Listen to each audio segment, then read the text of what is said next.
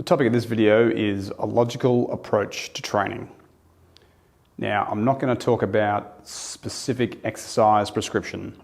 What I am going to talk about, though, is a framework of how to view training in general. This can be really useful. It can be really useful to know if what you're doing is effective or not, and then to work out what to keep doing and what to modify.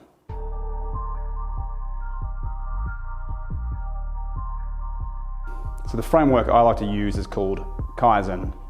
It's a Japanese word. Now, it famously comes about from the Toyota manufacturing company in Japan in the 1960s for how they improved productivity on the production line. Now, the first step is to actually plan. So before you actually undertake any training, don't get fixated on planning what your training is actually going to be, but planning what your objectives or your goals are first. Work out what you actually want to get out of training, as opposed to being fixated on a particular exercise, a particular training style, whatever. Work out your objectives first. That then lays the framework for the type of training you should actually do. Once you've worked out your objectives, you can then derive an actual program. Now, you can do this a few different ways. One, you can just build a program yourself. Two, you can follow someone else's programming and go online and get a whole bunch of stuff for free. Or you can get a coach to design your program, in person or online. Those objectives should inform your actual exercise or training program. There's no point doing a program that isn't designed to achieve the objectives you want. So I like to ask two questions about a program in any capacity. Is it realistic? And is this relevant? So consider your goals. Are they realistic goals to actually have?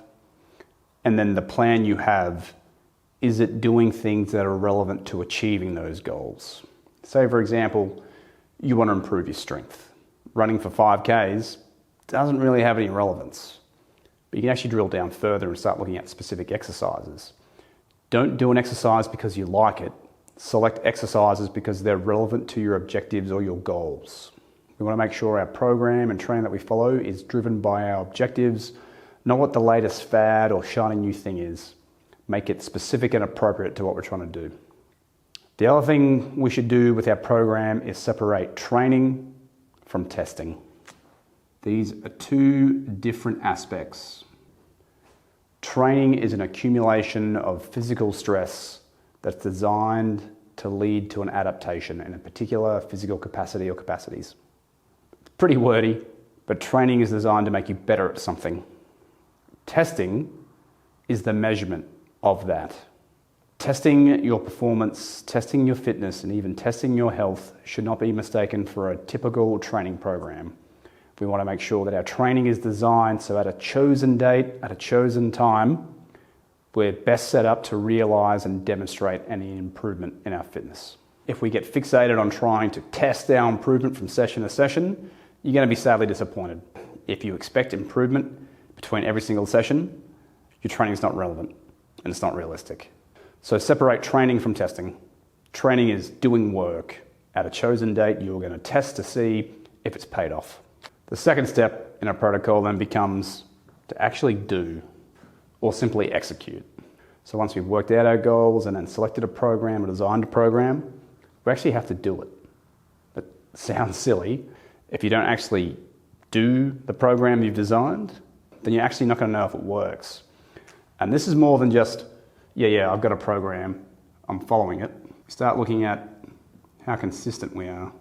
So look at what's prescribed versus what you actually execute. And these may be two different things. So we want to be able to see in one sense what we plan to do, and in another sense what we actually did. So having a record through a training diary becomes important. And a lot of people I know have complained about programs not working, and you ask them to actually show them what sessions they did and didn't do, and they can't because they haven't actually recorded their training. They may not have been actually consistent. They may not have adhered to the program. So there's no way to actually tell if the program worked or not. The next step is to actually check. Now, checking is twofold. Think of it as testing our progress, and secondly, comparing what was planned to what was actually done. And this is where having a training diary becomes really useful. You've got a whole bunch of data. According to my training program, I plan to do 3 sessions per day, 6 days per week, so a total of 18 sessions per week. But in reality, I did on average 4. So we can actually tell already that what we plan to do versus what we actually executed or actually did do is different. We can use that as an assessment of our programming and of our planning. We can then go back to our first points and go, make sure our training is realistic. Make sure it's actually relevant. If you modify a program, if you change the exercises, if you go off track and it doesn't work, no shit. Doesn't mean the program didn't work, just meant your bastardized version of the program didn't work. So make sure we're actually being realistic with our assessments as well. Did this work or did this not work? So we're not just measuring if a plan did or did not work, we're actually measuring if our execution did or did not work. And as mentioned earlier, testing is important as well. But we want to make sure we're deliberate with our testing. This is not something we do off the cuff, not something we do randomly, it's something we do deliberately. We choose when we're going to test as a part of our planning, and then we deliberately test our performance to see if it's improved or not. Importantly, with testing your fitness or your performance, don't look at it as a pass-fail. So let's say, for example, your goal was to take your squat 1 rep max from 60 kilograms to 100 kilograms. You go to test it, and you only get 80 kilograms. You might think, oh shit, my program failed. No. Your program failed to achieve your actual goal, but your goal may have not been that realistic. What it does tell you, though, is the program you designed or the program you followed is helping you to progress towards that goal. So that's useful, and we can actually tell that what we did led to a 20 kilogram increase in your 1 rep max. That's fantastic. When it comes to testing and checking, being extremely objective. Don't think of it in terms of pass, fail, right, wrong. Think about it in terms of, have I progressed? What has progressed? What has not progressed? And then the last step is to adjust. So once we've worked out our plan, we have a go at actually executing that plan. We then go and check our progress and check our compliance and adherence to the plan. We can then in turn make adjustments and we can start this process again. We'll now look at refining our goals, making them more relevant, making them more realistic, either modifying our program, designing a new program.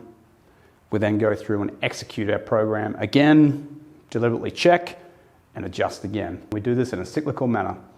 Now we can actually have a more logical, a more informed view towards training, as opposed to what a lot of people do is they just do and they change. They do and they change. They do and they change and they're program hot. We want to move away from that. Take the time, work out your actual goals, design some objectives, plan a program or plan a way to get a training program through a coach, online, through a book, whatever. Then actually do the program. Track and measure your progress in that program through a training diary. This will become extremely important when it comes to checking. We're going to check to see if we've improved our fitness and performance. Then we're going to compare our plan to our execution to see how that went. And then lastly, we can adjust. We can adjust the program, we can adjust the approach. We can keep what works, discard what doesn't work, make refinements as needed.